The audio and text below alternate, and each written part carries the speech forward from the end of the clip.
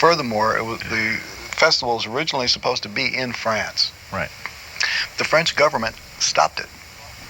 And so at the last minute, it was moved across the border into Belgium, into the middle of a turnip patch, in the middle of nowhere, in a tent that was held up by steel girders. This tent held 15,000 people. Freezing cold, damp weather, constant fog, the most miserable circumstances you could find yourself in for 3 days, and it was a 24-hour-a-day festival. And the kids had come there, and they had their sleeping bags, and they were sleeping through, they were just in this tent, freezing, laying on the ground, sleeping, while music went on around the clock with all these groups, and they were filming it. Yeah. True war story. So did you perform with anyone? Yeah, to nail that down once and for all, you did not perform with Pink Floyd, right? No, I think I performed with Ainsley Dunbar. Right. And then there was a jam session that had Archie Shepp, Philly Joe Jones, and some other jazz guys that I played in. Okay. Excuse me, I gotta get this off again.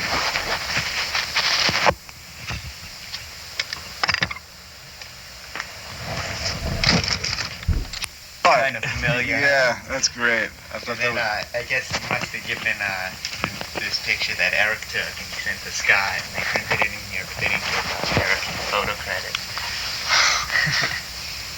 Not a bad picture, Eric. Yeah. Scott caught in the Put him in a good mood. Well, that was a rare occasion. Did you ever get a hold of a thing that I tried to get to you, a study, I'll call it a study that I did of the 88 tour, which I call Project Documentation? You never got a hold of that? Do you have a copy of that? Here it is. Guess I'll just give it to him and sound it. It's exhaustive. Anyway, please have that, and Jesus.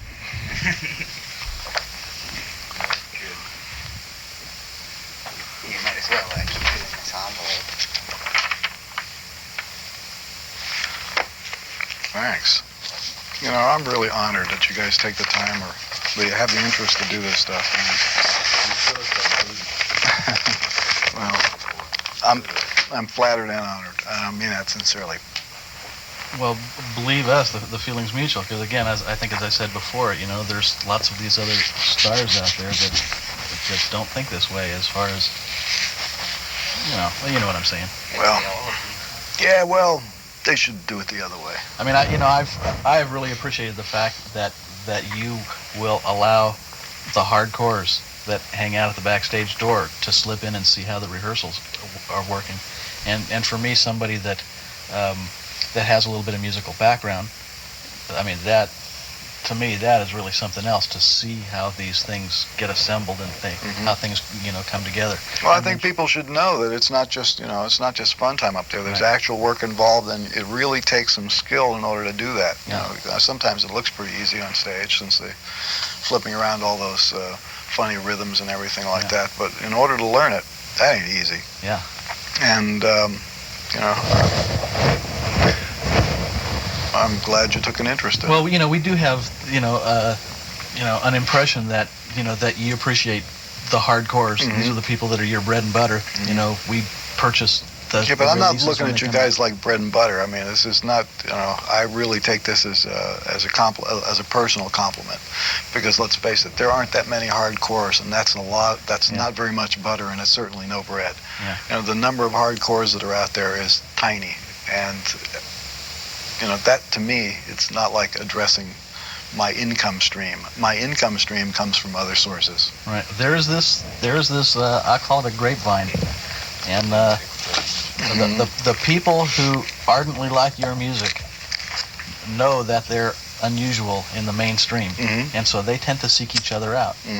And so there has, over the years, developed this little grapevine and swapping of cassette tapes and newspaper articles and all that sort of thing. And it's easily the best hobby I've ever had. It's a lot of fun. Well, let me tell you something, that this grapevine that you're talking about exists behind the Iron Curtain and has for years. Yeah, I've been wondering about that. There is something called the Frank Zappa Society of Czechoslovakia. Wow. that sent me, they delivered to me this dossier. It's around here someplace. It's a thing like this.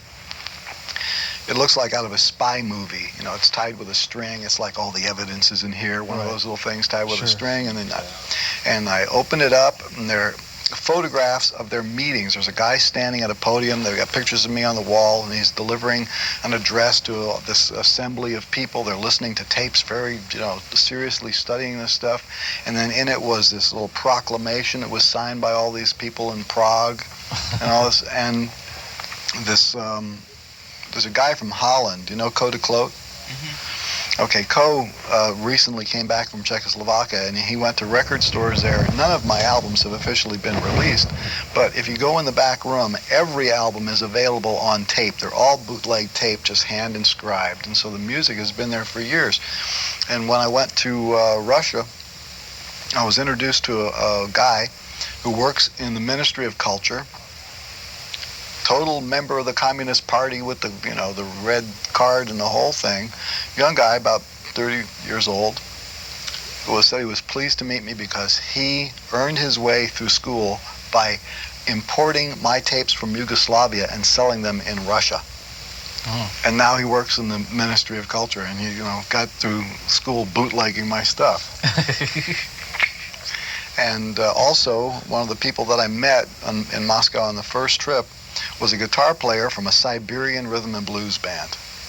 Boy, that's just a pretty bizarre concept in itself. Well, when you hear the rest, you won't believe it, because when I walked into this room, the guy thought he had seen a ghost, because he never expected to see me in Moscow, and he started crying. And he had, he opened his wallet, he had pictures of his house in Siberia, posters of me on the wall, and a complete record collection in Siberia. Wow. And so I listened to his band play and talk with him, and I didn't have any business cards, but my lawyer was with me on this first trip, and he gave him his card. 2 weeks ago, I received a letter from Siberia from a friend of his. It was addressed to my lawyer. This guy had gone back to Siberia, and a friend of his, who's no longer a musician, wants to publish a book in the United States about Soviet rock musicians, their songs, not the official government ones, but all the underground Soviet rock musicians, and he's looking for a Western publisher. And here's this letter from Novosibirsk with a phone number. And I tried to call the guy in Siberia. I couldn't get through. But eventually I'm going to get him on the phone. It wasn't the same guy, yet another guy in Siberia. And last week we got one letter from East Germany, one from a place in Russia which is right across the Finnish border called Viborg. This guy was really great English. He wants to be a Russian distributor for Barfco Swill products. Another letter from Kiev, and another letter from some other place in the Soviet Union. And we've been getting regularly letters from Hungary, from Poland, from all over the place. Is this stuff just happening as this Iron Curtain is coming down? That's and all right. That? Yeah. So is there any way you can put us in touch with these people? Yes, there is. I can give you maybe copies of their letters. Yeah, if they are interested in talking to Western Zappa fanatics who, are not only willing but eager, just from the curiosity and the the hands across the ocean aspects of this kind of stuff, to communicate with these people. Yeah, I really have to find that thing from Czechoslovakia, because I couldn't believe it, the work that went into this, putting this thing together. Yeah. And then recently, let's see, it was about 4 or 5 months ago, there's a composer from Czechoslovakia named Michal Kotsab, who is, he writes music for movies, he writes operas, he writes, all different kind of stuff, plus he has a rhythm and blues, rock and roll band of some sort. And he was in town and came over to visit, speaks not very much English, but enough that we could talk, and he told me about what was going on in Czechoslovakia, and he was part of the student protest movement, one of the people who was speaking out against the government, and invited me to Prague. They wanted to play some of my music there and all the rest of this stuff. So, I've met gradually some people from different countries, either over there, or they come to my house. And 2 months after that visit, Czechoslovakian television came here and filmed an interview out in the front yard with a camera that looked like it was right out of World War II. That you could hear this thing creaking. It was a 16 millimeter camera. God, that's great. Yeah. And I've done interviews for Hungarian television twice. They usually come to, when we play in Vienna, they come across the border. Yeah. And this is before the Iron Curtain came down, but they were still coming over there and talking to me. So you may have a whole new, perhaps a whole new market for what you do opening up there in Eastern Europe. That's very true. We have 2 deal offers right now for distribution for records behind the Iron Curtain. That's great. Behind the non-existent Iron Curtain. One is for Czechoslovakia and the other is for Hungary. Somehow I get struck by the impression too that I don't know why, but perhaps those people on the other side of the Iron Curtain might be more receptive to what might be thought of as some of the more arcane aspects of your music that our type of living here in places like America and in Western Europe might have made people get too bland to be able to deal with. Yeah. Maybe those people are so hungry that they might be able to look at that in a different manner and be able to appreciate it without the I don't know whether influence. They can't really appreciate it because they don't really know what I'm talking about. You know, you can't give them a song like The Blue Light and have them understand what Winchell's Donuts means. Oh, one of the weirdest letters that I got, about a yard long, written on toilet paper in tiny handwriting with cartoons, from a sergeant in the Soviet Air Force who was in Afghanistan, who was saying how much he liked the albums and he used to listen to them when he was in Afghanistan, and he heard that I'd come to Russia and that he wanted to see me but he missed me and all this stuff. And just the idea, this guy was bombing people in Afghanistan and maybe listening to the Grand Wazoo or something while he's doing it. So weird. Very peculiar. Very peculiar. Yeah. World's getting smaller all the time, isn't it? Yeah. Well, in some parts of America, the world is too small already. Yeah. How about Pennsylvania with this new law they just passed? That was the abortion law. No, they got another one about phonograph records. No, I don't know about that. Yeah, I just did an interview with the LA Times about it just before you came in here. I'm not sure that it's gone all the way through the legislature yet, but so far it looks like it's going to pass. And what it states is this: all records must be rated, and the rating must have been applied by the manufacturer. It's not like the record store can stick their own label on it, or they can't stock it. If a person stocks an unrated record, they can be criminally prosecuted, and so can the distributor. I don't see how that could stand up. But the fact is, the way they work this legislation is, they'll pass a bad law, and it will be the scourge of the area until there's a test case. Now, who's going to be the test case to take it to the? Who's going to take it to the Supreme Court? Yeah. What a hassle. And once that's on the books there, I understand that there are attempts to pass the same kind of legislation in other states. So each state law is going to have to be challenged at the Supreme Court level. What happened with Henry Cisneros and all that? Henry Cisneros had a little embarrassing situation to his political career down there. Didn't he wind up having a girlfriend or something and have some political problems about a year ago? Yeah, I don't know what happened to his career. But the health ordinance that he was... That's on the books as far as I can tell. So, I mean, down there they can tell you that it's unhealthful to go to rock. Right, until you're some certain age or something. Oh, man. I'm waiting for the people in this country to get smart enough to go out into the street to protest about what their governments are doing. Yeah, sure. You know? Well, it gets discouraging sometimes, doesn't it? Yeah, it does. But you can see how laying in bed in the middle of the night looking at CNN, and this report comes in that Ceausescu was really a total asshole. Just got dumped out. I mean, I'm going, oh man. He's a fugitive right now, isn't he? Yeah, they don't know where he is. They think maybe China. He could be in North Korea. He could be in Iran. He could still be in Romania. But they just found the shallow grave of about 4,500 protesters that were killed in that other Timisoara, or whatever yeah. Where they had the protest earlier in the week, and he just told the army to gun these people down. You know what I find kind of curious is that China got so much coverage when that happened, but Romania was just sort of like, yeah, some 2,000 people were supposedly killed, and there wasn't that much hoopla about it.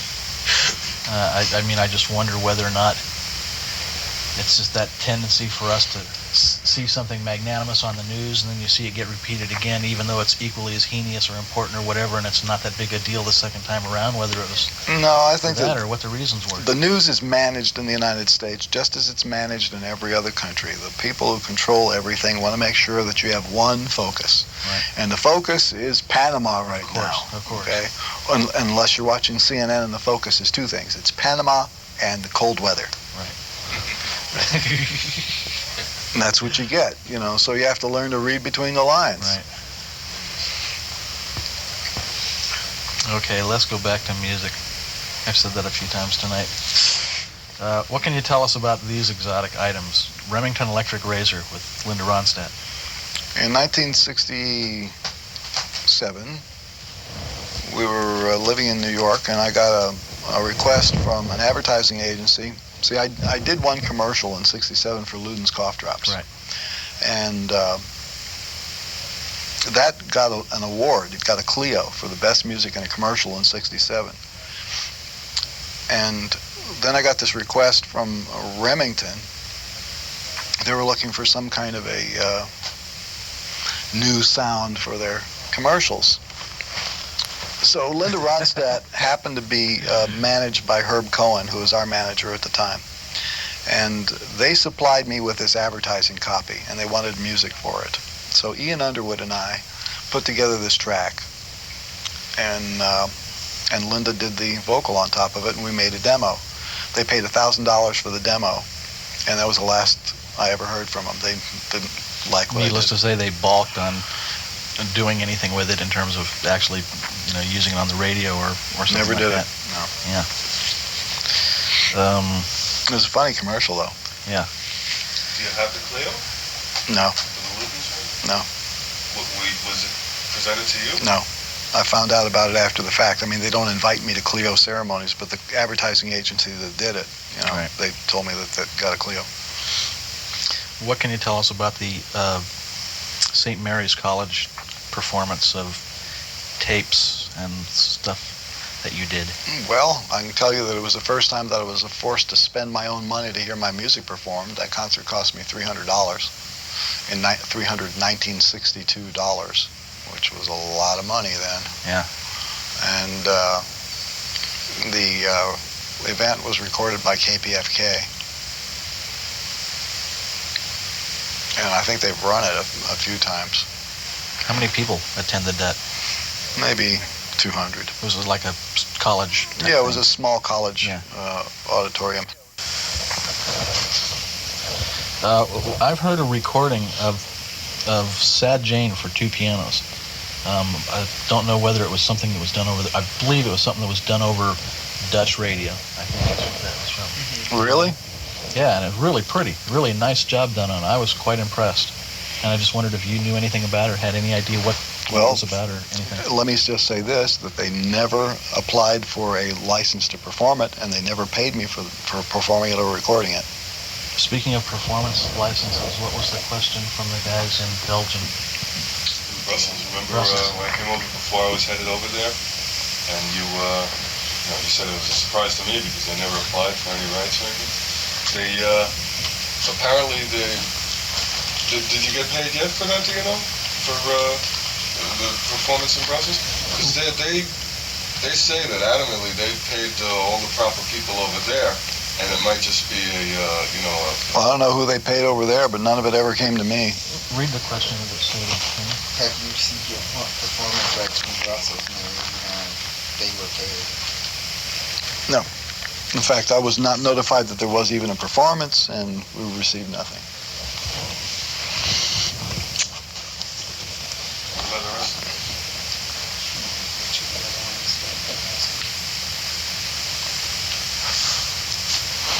Look at that for a second. Let me ask Frank this. You've confused some of your listeners with another thing, which is a medley, which you called Farther Oblivion, which would usually be done in concerts in which you were also doing the song called Father Oblivion. So there's been lots of people who aren't really listening real closely that get them mixed up. What was the reason for the title of Farther Oblivion? And I guess the first part of that contained some music. Well, Father Oblivion is a character in Don't Eat the Yellow Snow. How about the Farther Oblivion, the medley? What was the reason for that? That was originally done with the 72 Petit Wazoo Band. Mm-hmm.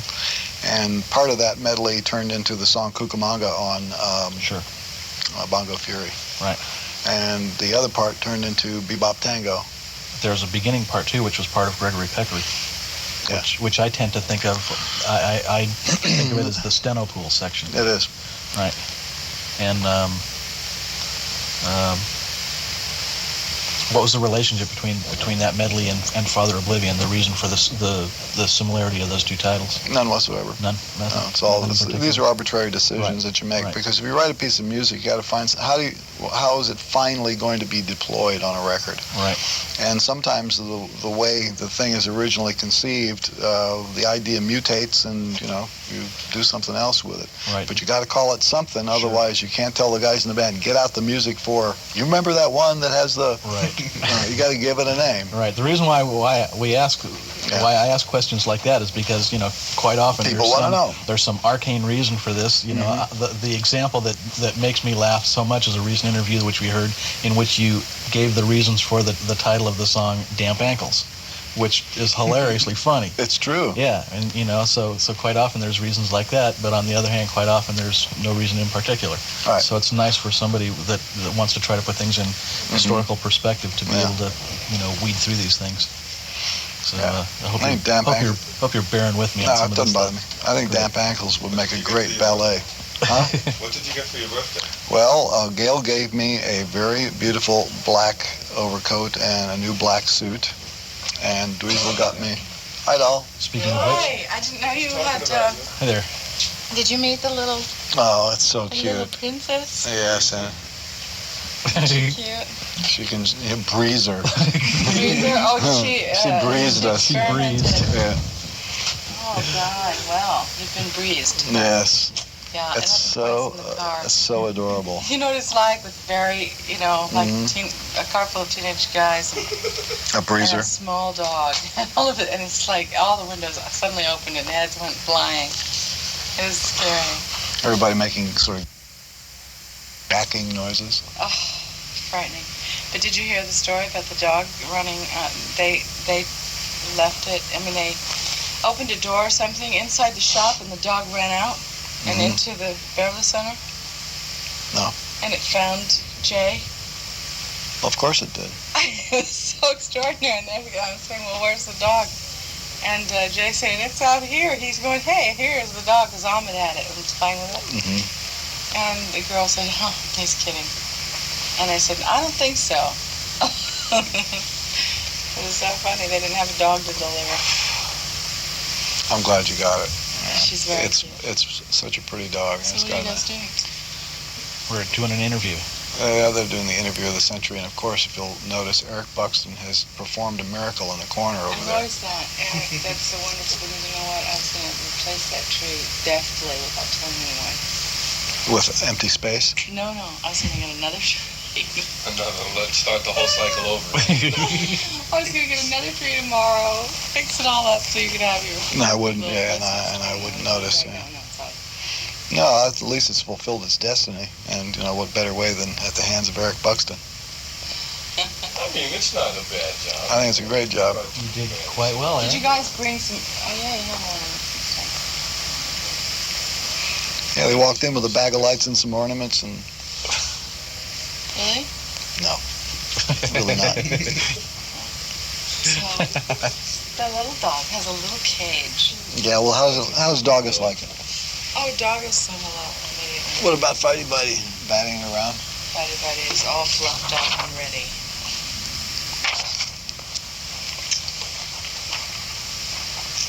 What a scary thing of you that is. That's what I thought. We were thinking that was replacing that maybe with the cover of Broadway the Hard Way. Yeah, the picture, the facial expression that you have in the picture of Broadway the Hard Way is one of my favorite pictures of you, because to me, it makes you look like the Frank Zappa that I think of you as, which is a nice guy with just kind of a nice smile and sort of looking a little bemused. Yeah. You know, that particular photo kind of looks sinister. That particular photo looks like it would be more ideal for the Czechoslovakian branch of the family. Okay, I guess you've seen that. So that's, yeah, that's going to be replaced.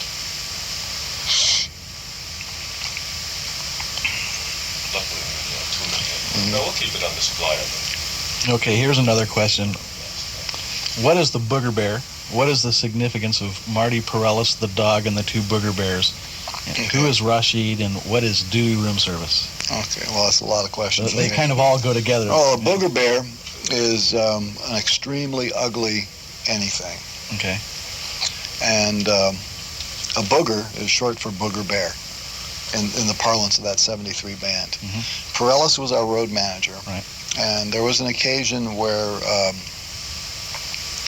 he met some girl, I think it was in Memphis, who had a Great Dane. And apparently this girl liked to do things in conjunction with the Great Dane, and Marty brought the girl and the dog to his room. And that's the legend of that. Yeah. How about Rashid? Rashid is, that's George Duke's son, right? Yeah, that's the only significance that I know. I like that you're asking this.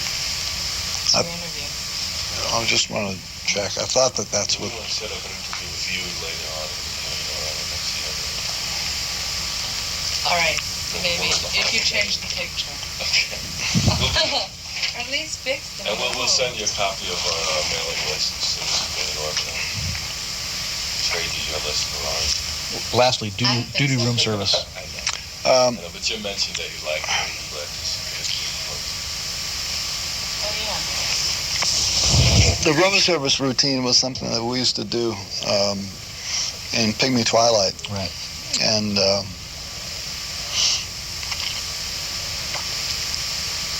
Does it just stem from adventures that you had while on the road concerning room service? yeah, the whole idea of doo-doo room service is something that Napoleon came up with, and I don't know where that stems from. Dogs, probably. That's probably what it was, yeah. I could tell you another story that I don't know whether that's where that actually came from, but it should have been. Perellis had another girlfriend that he met in Ohio who had a cockapoo. Sure. And it's one of those dogs that you can't tell which end is the front, right? Yeah. Well, I believe we were in Ann Arbor, Michigan, and the girl, the cockapoo, and Perellis were in a Holiday Inn. And it was discovered that the cockapoo had worms. And this was Sunday. And so in an emergency effort, he wanted to do something about the dog's worms and called a veterinarian. I don't know how he managed to do all this, but the net result was they recommended that they give the dog a fleet enema in the bathtub. A what enema? Fleet, this is one of these prepackaged chemical enemas that you buy at the store. By the way, Fleet enemas are manufactured in Lynchburg, Virginia. I saw that show. That was pretty funny. And so they wound up filling this bathtub with dog doo-doo and worms in Ann Arbor, Michigan. So, like, Marty and his folklore was often directly connected with dogs. Right. Do you think you'll have any tape to put any further adventures of Marty and the dogs out on future? Yeah, you did some of that on videotape, I guess, with Dub Room, right? The further adventures of Marty and the dogs? Yeah, and the Booger Bears. Oh, there's the Duty Room Service, I think, is what I'm thinking of. It's on video. Dub Room. Yeah, it's on Dub Room Special, but there is another. There's a sequel to that thing that was recorded in New Jersey. Yeah, that whole medley there, that went on for 2 shows, and there's a follow-up to there, more of the conclusion of the Booger Bear story that's coming out in another one of the Broadway the Hard Ways. Yeah, because it seems like a lot of the 74 shows, their introduction to Dupree's Paradise, George Duke would Do a lot of stuff, go on about yeah. that. Some really funny stuff. Did Tom Waits ever appear on stage, or were the references to that I've heard on a couple of tapes just joking references? No, he used to be our opening act because he used to be managed by Herb Cohen. I see. Okay. During Broken Hearts Are for Assholes, that dialogue section that comes in the center, there's a reference to somebody named Buddy Love. Who's Buddy Love? Buddy Love is the character that Jerry Lewis played in that scientist movie. Thank you. Oh, great. For you fetishists. Oh, thank you. Yeah, everybody's anxious to see this. Nice job. Can I what? Do you want a coffee or something? I was going to say I just made a pot of coffee in there, and since I'm got this thing pinned on me, can you bring me a cup? And yeah, again, you're being exceedingly gracious with giving us not only your time, but giving us this big hunk of your time here. And we're hey, you want to do something, you do it right. We're really good. We're really grateful for it. All right, Buddy Love, Yeah. the Nutty Professor. Isn't that the character that Jerry Lewis turns into when he drinks the potion? Yeah, I've seen that. Yeah. With maybe with the two buck teeth. Yeah. And then Patrick O'Hearn is the one responsible for all the Buddy Love stuff. Right, recognized his voice as being the one saying that. Yeah. How about the involvement with Lisa Popeil? How did that come about? She auditioned for the band one day when we were trying out drummers. Thank you very much. Okay, give me a kiss. Yeah. Thanks for doing the trade.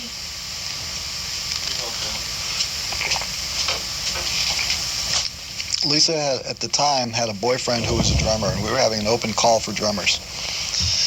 And that's when we were auditioning, when Chad got the job. So when her boyfriend showed up to audition for the job, Tommy got into a conversation with her and came over and told me, he said, hey, this girl says she can play the piano and sing and sight read and all that stuff. Why don't you try her out? I said, okay, I will. Her boyfriend didn't get the drummer job, but she could play. She could sight sing. I handed her the sheet music for the Bebop Tango. She sight sang it. Wow. And, she's a skilled musician. Sure. So I said, well, I'll consider putting a girl in the band again. Why not? And so she attended a few of the rehearsals, I guess about a week. And, there's some things that she could do and do very well and other things that she couldn't. And it just turned out that there were more of the things that she couldn't do that we needed for a second keyboard position in the band that, it just didn't work out. That position ultimately went to Bobby Martin. Yeah.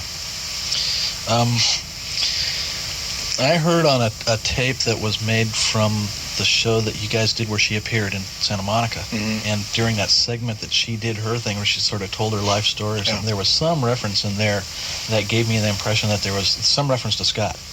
It gave me a impression that there was something. Some hanky and panky. Some hanky and panky in there. I think you better talk to Scott about that. On that, huh? Yeah. All right. It's called unverified hanky panky. Sure. Did you hear something that Scott got married? Yes, he did. And she has a very lovely wife. She's German, and she was over here just the other day. Her name is Ute, and she's great. That's good. Congratulations, Scott. Tell us about something that happened with Smothers putting cheese in Arthur's suitcase. Well,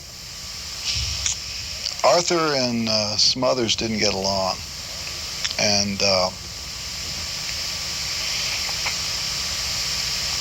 there's this legendary cheese that we experience when we go to Denmark. That's some of the worst smelling stuff on the planet that you'll often find laid out for breakfast at the Palace Hotel in Copenhagen, and it's lethal stuff.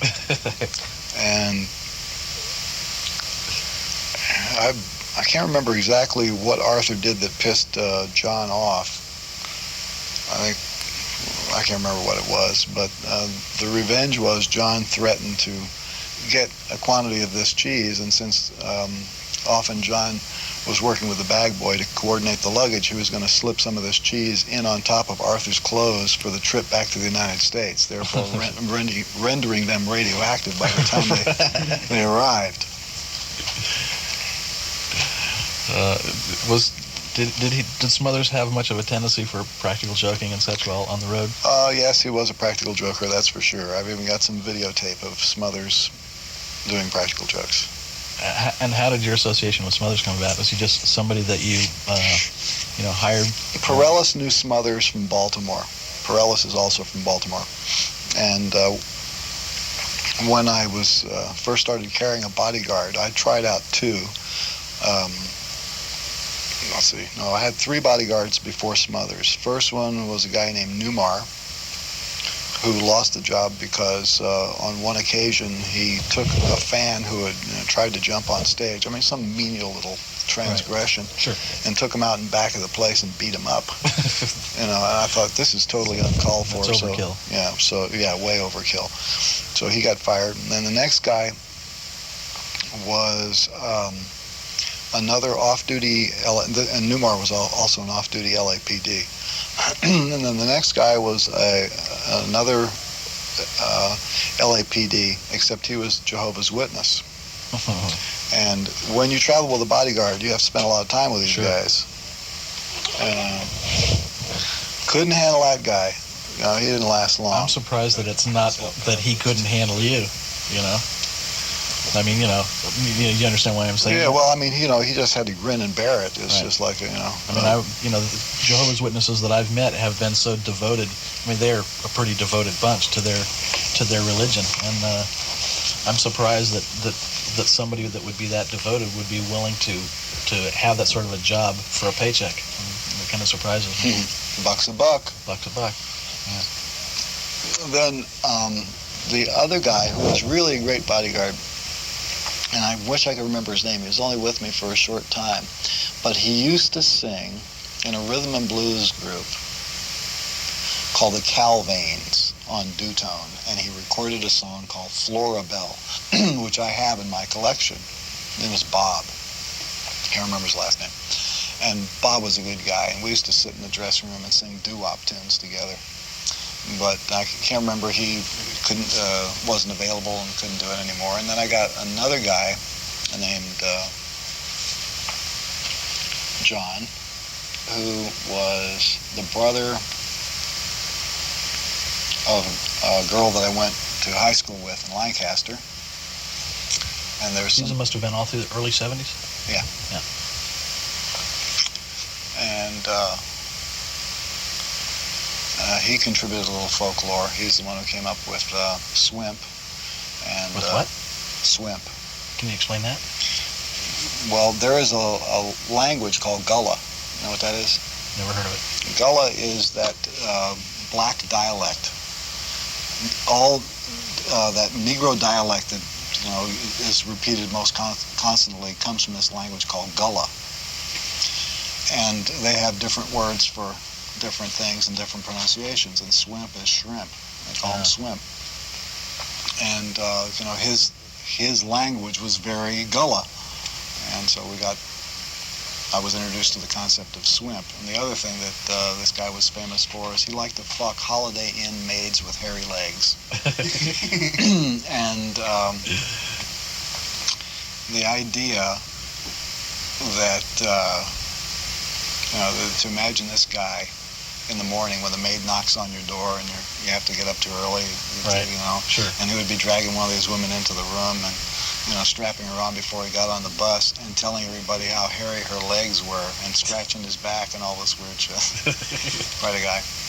And then along came Smothers. And at first, the beginning of the tour, he thought I was crazy. He tried to go home, tried to get out of the job. But he stayed with me for 10 or 11 years. Yeah. So speaking of Smothers also, what is the Falcon?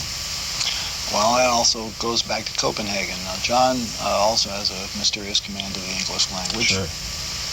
As we all know.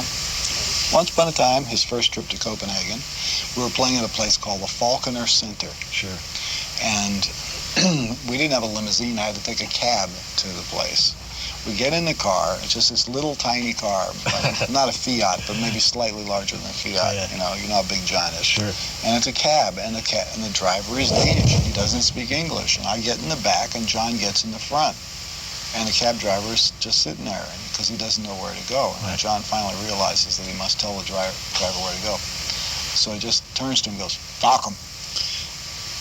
And the guy looks at him, and I'm kind of looking up like this, and John goes, "Fuck him." And the guy doesn't know what's going on. And then John gets vehement. He goes, "Take me to the Falcon." And the driver jumped out of the car and ran into the lobby of the hotel to ask the guy in Danish at the desk what the fuck is going on. That's a good story. Yeah. So I imagine John provided you guys with lots of entertaining anecdotes over the years. Oh, yeah. He's One of my favorites a unique individual. last tour that he did with us, we're driving, I guess it was in Germany, middle of the night, coming back from the gig. We're passing a corrugated aluminum building. And he hasn't been talking much, because I found out after the tour that he was very ill.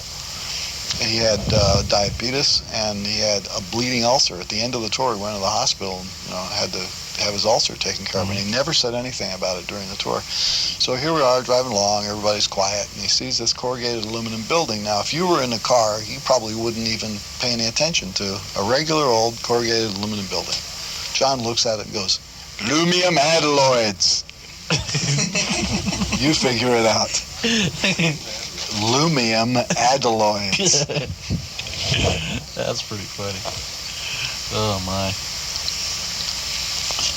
Oh, Hey, let me throw in music. sure. Yeah. I mean, What about jump the on top of project it. from Lyon, France, an orchestra? Same thing happened. That's this June or July. They're going to do it. They've got the scores. Are you going to be there for it? Yes, I'm supposed to go there to produce the recording because they're going to record Sinister Footwear. Great. Is there any public performance in it? Yep.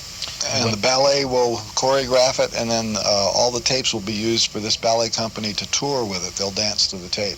Let's hope the hall can be open. In France? Sure. All right. Yeah, well, Listen to here. yeah, I know. Easier for these guys on the East Coast. It's I live true. up near San Francisco. It's a little harder for me to get all the way across there to do that. Well, let me tell you a couple of special things I got planned for next year. And I haven't made the public announcement about this, and since you guys won't be going to press for a while, I guess I'm not doing anything wrong by telling you. Well, we can certainly withhold the information until, until after we'll go past the time that it might cause you any problem. All right, well, you know that all the funding for the arts in the United States has been ripped to shreds since Reagan took office. I mean, we're spending, they complain because they're spending $135 million to support every form of art in the United States all over the entire country. 250 million people divided by $135 million per year. Yeah. And they're complaining about that. I mean, A sliver of a dollar for each taxpayer. that's right. Yeah, it's nothing. And so I wanted to do something to help arts funding in the United States. So what I'm going to do is make this offer. It's good for 1 year. It expires on December 21, 1990, that any kind of public performance of my works, they don't pay me. The money goes into, let's say if it's New York, there's some kind of arts council there. All that money would go to the Arts Council. And what I'm going to do is suggest that there be other people, make the same kind of offer, and that corporations put up matching funds for whatever I can generate, just to make people think about it for a minute. Yeah.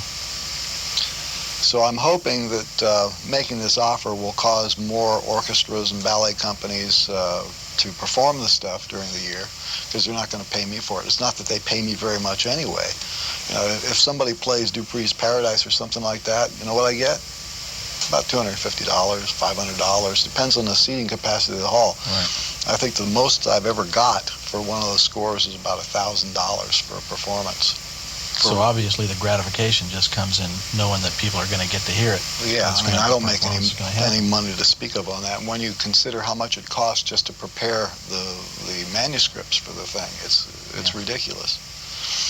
Because the total amount that was spent over the period when I was writing all that orchestra music for copyists, parts copying, spent on Judy Green music for parts duplication, it comes to around $300,000. Yeah. And there's no way in life I will ever get anywhere near that back from having it performed. It's just not going to happen. But the total sources of performance royalties also include radio play. And any radio station that plays a song, if the station is logging, they are supposed to pay to ASCAP a fee for playing the record. I'll also put that into the pot. So any radio station that would choose to play any of my stuff during that whole year, any money that I get from that source, I'll donate to... Does that also include jukeboxes? I don't know whether it does. I just happen to know one jukebox where they have a CD of yours. Yeah? My local bar. Huh. They put Broadway the Hard Way. Well, that's good. That's good. CD jukeboxes. See, I never go out. I didn't even know they had those things yet. They're the rage. Yeah. Okay, here's one. During performances of Torture Never Stops, Pick Me, I'm Clean, and other songs, I guess late 70s, you would quite often do a solo with the sounds of erotic female sounds coming from the PA. There's a rumor, perhaps you can settle a long-time rumor. Who's that voice? I can't tell you. All right. Let's just call them field recordings. Good.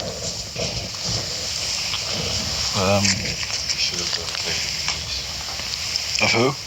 This woman, a friend of mine who's putting us up while we're down here in L.A., this lady has this sound that she makes at Grateful Dead concerts, which is, when you were doing the tour in '88, and at the time that I was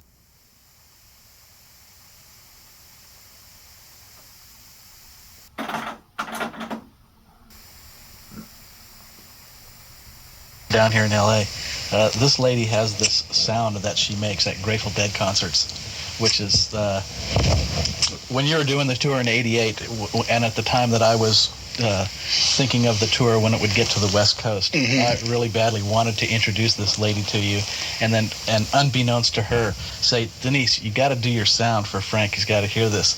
I would even imagine you making a sample of it, because this sound that she makes is so unique. I would describe it as a female Tarzan at the moment of climax.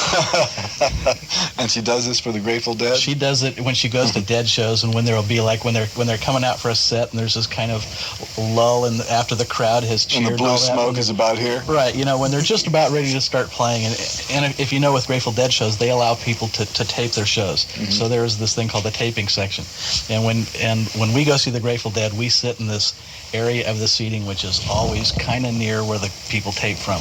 We have a tendency to want to sit in a place in the hall where it's going to sound good. So we have a tendency to be near those people with their microphones. And at that point, she always does her does this sound, and 40 of these microphone beladen deadhead tapers will all turn simultaneously and look at her and go. Grrr. It's just a thing that's happened over the years. It's pretty funny.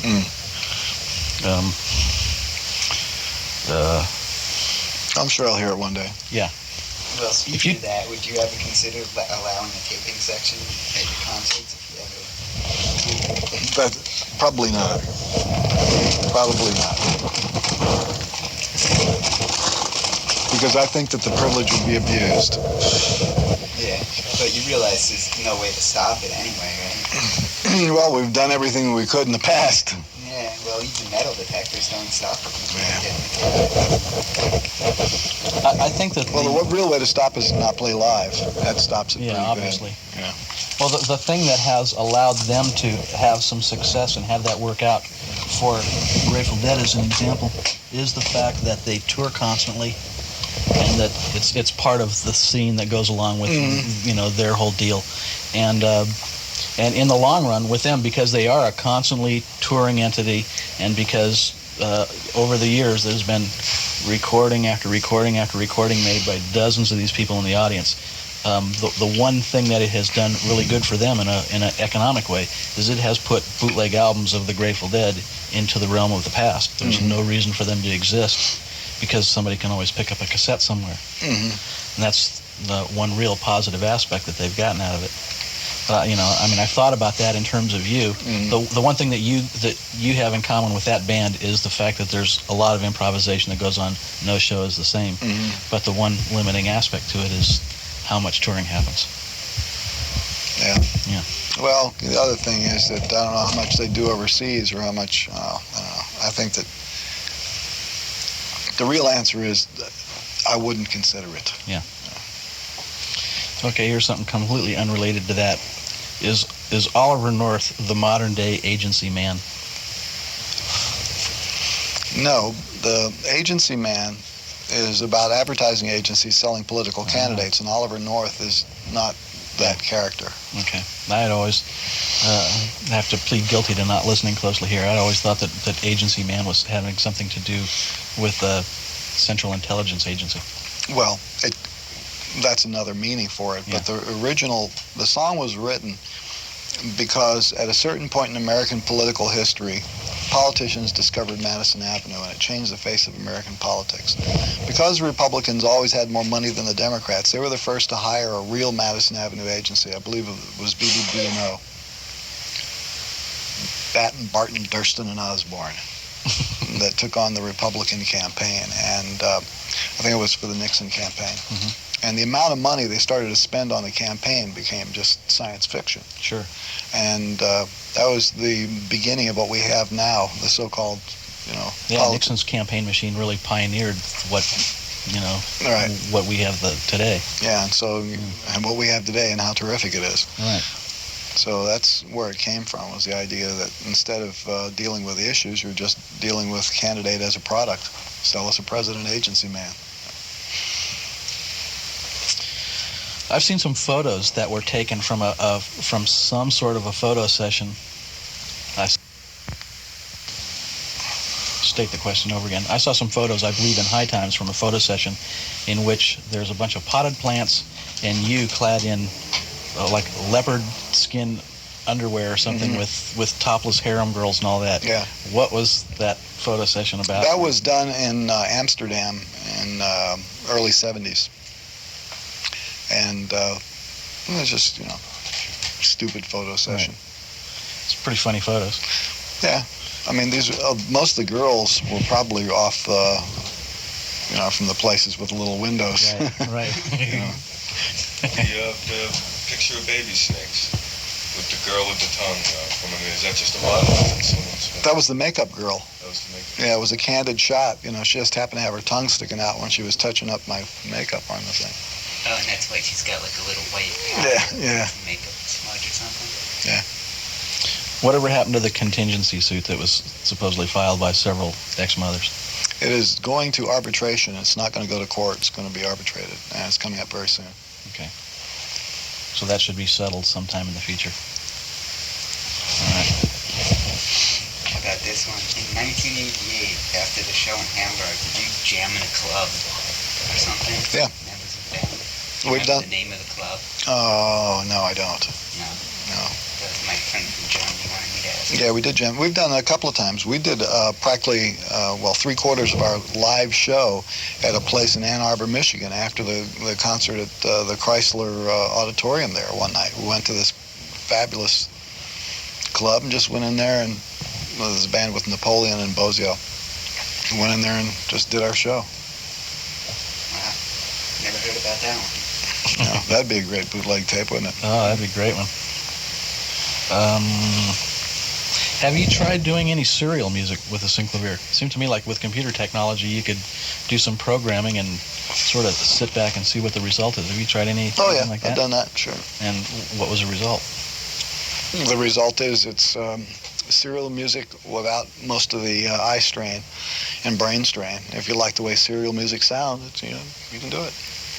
I mean, you think that certainly I don't claim to be an aficionado of serial music. I'm aware of what it is and all that, but I don't. There's certain serial procedures that you can use for tonal music too. Right. I mean, and I do that all the time. But strictly serial music, that's not my realm. Right. I tried that when I was in high school. Strictly adhering to that recipe. Yeah, I gave up on that because I'm not that kind of a structured guy.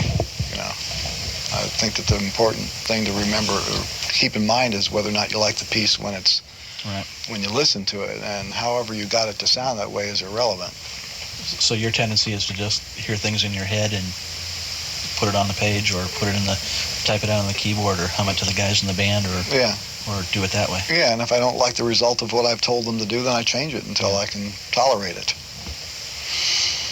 Have you ever done a live show in which it felt to you like things were going badly, and at the time that it was happening, you were not satisfied at all with the result, and then subsequently listened to a tape that recording that you'd made of it 2 or 3 times, and found out that the result of that was something that was worthwhile? Yes, 2 or 3 times. But usually, if I think it's going badly, I am right. Yeah.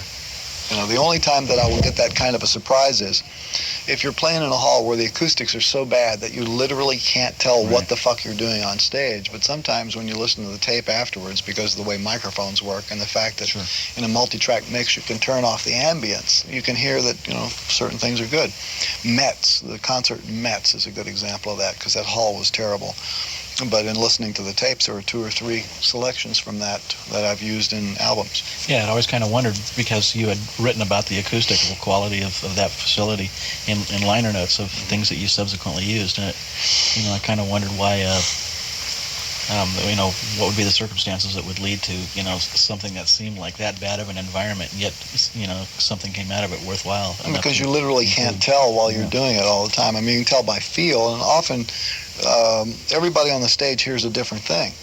That's just the way acoustics are. Absolutely. And if a guy is in a position where he really he's just going on muscle memory, he can't tell what he's playing, he can't hear what he's singing, he's depressed, because everybody in the band likes to feel like they're into it and doing a good job. But the remarkable thing is that the way the guys in the band have been trained, that they can go on muscle memory in situations like that and finish the show. And then we can all be surprised after the fact how well things will turn out when you're performing in adverse circumstances. Let me ask you this too. During the improvisational sections that'll come in a song like Pound for Brown or King Kong, that's one of those sections. Are there any times when that pulse, which is commonly thought of as being the one, when you're playing a solo and that pulse gets lost? Sure. And generally, how do you react to that? As do you get distressed by that, or do you find that to be another element of music, that just an element that you can work with in some capacity, or just what happens when that happens? Both. I get distressed because I know when they lose the one, that means when I give the cue to come back in for the rest of the song, there's going to be a train wreck. And also when they lose the one, it's a license to kill in the middle of the solo. In some ways, you can just do whatever the fuck you want, because everybody's out there in the zones. Right. But the thing you always have to be concerned about is how you're going to end it. Where are you going to go when it's all done? That's right. And you have to keep some sort of logic to it. Have you ever worked out any kind of procedures with bands in which there's more or less a contingency for that happening? Sure, you wait. They're instructed, You wait, and then you get one big massive downbeat. It's messy, but it's not subtle, but it works. That's right. Yeah. Okay. Here's something I've been thinking about for years on revised music for guitar and low-budget orchestra on Studio 10. Yep. There's a really beautiful solo that you play on that song, which has always been one of my favorites. But there's a tone quality to that guitar which sounds brassy. Sounds like there's a trumpet. To my ear, sounds like there's a trumpet or something accompanying it, which I assumed, given the way that the notes are being bent and all that kind of stuff, that it couldn't be happening. You're so very, very wrong. Tell me all about it. Well, I played the solo. It's an Ovation gut string acoustic, plugged directly into the board, and it was transcribed by Bruce Fowler, and he wrote it down and he doubled it with 4 trombones. Oh shit! In harmony. All the bent notes and all the bent stuff. notes. That is something. That is something else. I mean, to my ear, when I would listen to that, my ear would say, "That's brass." It is brass. That's brass, but my mind would say, "Brass can't do that. That's going beyond." Brass can't, but Bruce can. Well, that is really something else. I'm amazed and not amazed at the same time. And that's one of the reasons why I was so pissed off at Warner Brothers that they fucked those albums up, because I believe there's some fantastic pieces on those albums, and people should have had a chance to hear them, with good quality sound. And some of the versions which were part of Leather wound up being different versions, I guess, from what... Or different mixes, yeah. Right, and again, I guess this would revert back to the earlier question about, Leather as opposed to releasing those as they were. I'll just kind of make an assumption that since you originally wanted to release Leather as Leather, that you preferred those versions over the ones that Warner's released. And I mean, Well, it's been so long since I went through that brain process, I couldn't give you a good answer to that. But I think that the way I prepared them for CD release, you'll be happy with the way they sound. Are you planning on re-releasing the EMI CDs? Yes, that's all for next year.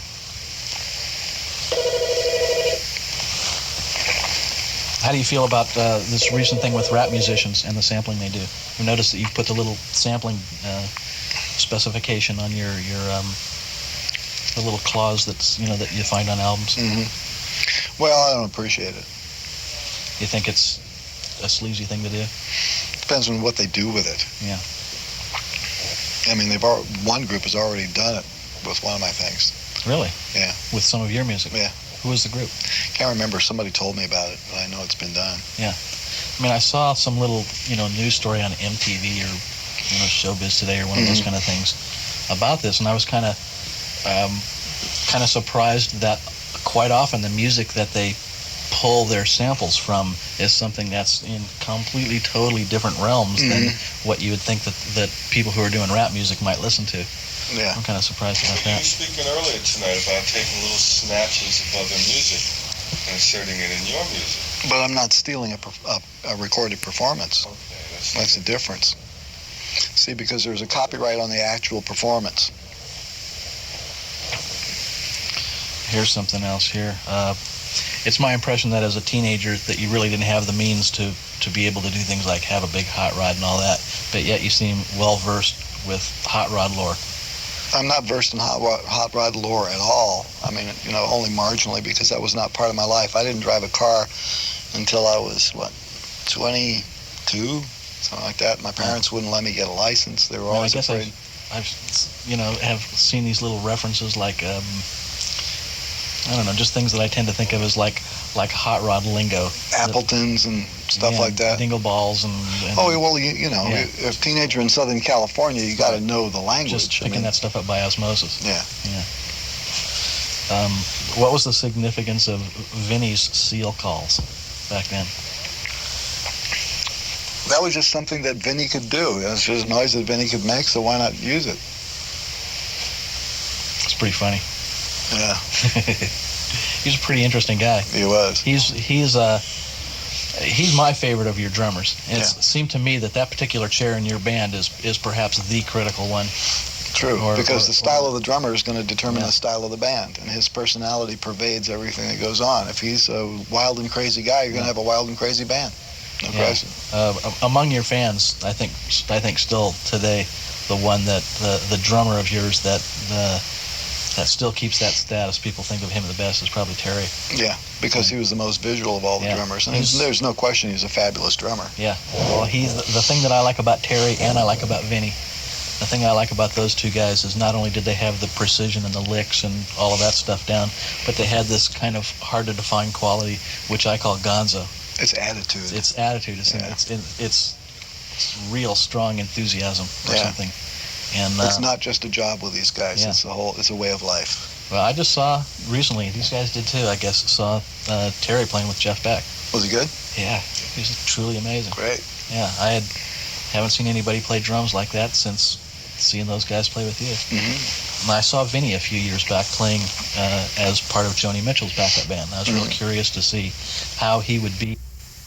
Are you going to release your versions of Purple Haze and Sunshine of Your Love? Yes, indeed. Good. So, I hear Sunshine was taken from a rehearsal, right? Yeah, so is Purple Haze. And we got to hear what Purple Haze sounded like, but Sunshine, we haven't heard that. But Keneally tells us that it's even more bent than Purple Haze. It's pretty bent. Yeah. And that's quite a statement. Purple Haze is out there. Also, congratulations on your speech at the pro-choice rally. That was the prayer. Yeah, it was really cool. I was very surprised to hear that, and I thought a good thing to do. Yeah, I thought so too. How many people were there? 100,000. Yeah. The press reported 20. They tried to make it look small. It was 100,000. Not my count. That was the announcement at the event. Dreyfus was on before I was. And I think he's the one who said, and I looked out there, and to me it looked like 100,000 people. I've seen 20,000 before, and this wasn't 20,000. Right. They were all over the fucking place. Do you think you surprised any feminists that might be there? No question. Yeah. But I've had a lot of good reports about, people appreciated the fact I showed up. And Dweezil videotaped it. No shit. I've got the whole tape, the whole prayer on tape, plus you can hear people praying along with it. And I'm thinking about sticking that on an album. The tapes that I've heard of it, I got to hear a cassette tape of it from somebody who was out in the audience with, a little cassette job, and it sounds great. I mean, particularly there was one kind of long line in the tour that ended with, asking for the death of the Supreme Court Justice. Yeah. And it's really cool when you listen to it when you listen to it on the tape as they repeat back, because the first part of that line is all jumbled up, and then those last about 4 or 5 words coalesce, and they all say it right together. And then, how about the one that goes, huh? Right. Yeah. And you can hear as that one part of that one line kind of coalesces and they all say it together, then a little bit of laughter that kind of comes up as a result that came from the people hearing it in that way and kind of, getting a little laugh from it. Well, I think they needed to have that because the proceeding was pretty fucking serious up to that point. And you do need to keep up a good fight, but you need to keep some perspective and keep your sense of humor about this stuff, because if it's all, dreadful, then people... It's not much fun. It's kind of hard to keep people keep people on the bus. That's right. Yeah. So, very true. The kind of character that I am, I can get up there and get away with that. I think somebody else doing it would have been perceived as, out of place, but right. I thought it was the right thing to do, and so I did it. It worked well.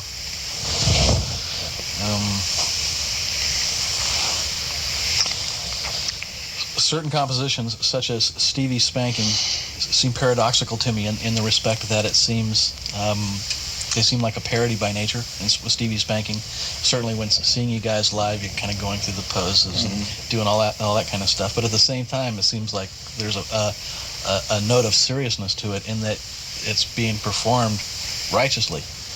And why shouldn't you? I mean, if you're going to do a parody, you can perform a parody righteously. Or... I mean, is that something that you initially start with an intent to do, which is to have those two seemingly opposite qualities coexist at the same time, or just something that you wind up doing a song and that's an aspect that just evolves as a result of it? Well, let's face it, heavy metal is already a parody of itself. Sure. For a band like ours to do anything that even smells like heavy metal, you're well into parody land the minute you count it off. So it seems these days that to be in a heavy metal band, the most important aspect is how well you can whip your hair back and forth. That's right. So are we beginning to wear you out here, Frank? Yeah, can you hear my voice is going down? Yeah. I don't talk this many hours nonstop during the day. Remember, I work by myself and don't talk to myself. And, I'll answer some more, but I'm fading. Well, let us know at any time, because, I mean, at this point, you've exceeded our expectations. All right, I'll give you 3 more and you're done. That sounds reasonable.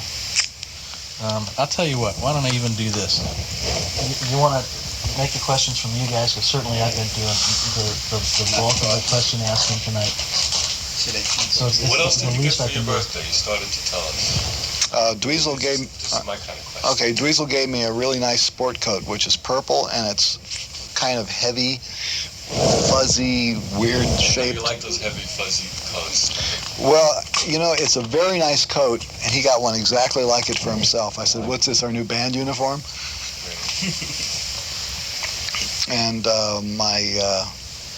the people at the office gave me presents. Fialka gave me this videotape of World's Greatest Sinner. It was video. Yes. Yeah. I wonder where it came up with that. I don't know, but he got it. And Judy gave me 4 cappuccino cups, and Dottie gave me 3 or 4 bags of different kinds of coffee beans, and Lisa gave me a little pin that looks like a Christmas bulb that you pin in your coat that lights up and blinks on and off. And it's neon? Well, I don't know what it is. It's just a cute little thing. We tried to scrounge you up a piece of the Berlin Wall, but didn't come through. Yeah, it might still happen. I'll go there and get some live in person. Just watch it, though, because it might have asbestos in it. Yeah, well, that's dangerous. I won't sniff it. And let's see, who else gave me stuff. I got 2 pairs of socks from Catherine. and a long list of people that called up to say happy birthday. And I started last night to try and call them all back because I got their numbers, and I managed to call one guy and left a message on his phone, but I'll never get through the list. So, because the minute I started trying to make the calls and all these people came over. And, Up to number 5. Yeah, we were 4 and 5, so you can thank us in person. Okay, thank you. And, And a new puppy. well, that's actually, that's not for me. That's for the whole house. Let's see, what else did they get for me? The Steins gave me 2 books. One is called A Curmudgeon's Garden of Love, and a big picture book called How Things Work, which is pretty hilarious. And that's about it. No ties, no underwear. Yeah, what is Fembot in a wet t-shirt? Do you remember the $6 Million Man or the $6 Million Woman, those TV Sure. shows? Remember there was an episode where they were being attacked by fembots? No. Okay, these female robots, fembots. Well, if you've got a robot full of electrical circuitry and she enters a wet t-shirt contest, what happens to her? Sparks fly. So why did you change the name of that on the CD, the original title? Why, what does it say on the CD? Wet t-shirt night. No, the CD says Fembot in a wet t-shirt, but originally on the album it was called Wet T-shirt. Well, that was the original title, Fembot. Oh, In fact, it was just called Fembot. and I guess the same thing with Toto Line was called on the bus. Yeah. All right, I've got one here which you can probably answer with a yes or no. As a kid, did you read Mad Magazine? Yes. Okay, and one last one. What does mooah mean? It doesn't mean anything. It's just a It's noise. just a noise. Yeah. All Do you right. still read Mad Magazine? No. But in the world, It's still really good. It's just like Really? I subscribe. Like, glad you enjoy it. I don't have time to read it. I talked with Jack Kirby today. Comic book guy, Jack Kirby. Can't think who he is.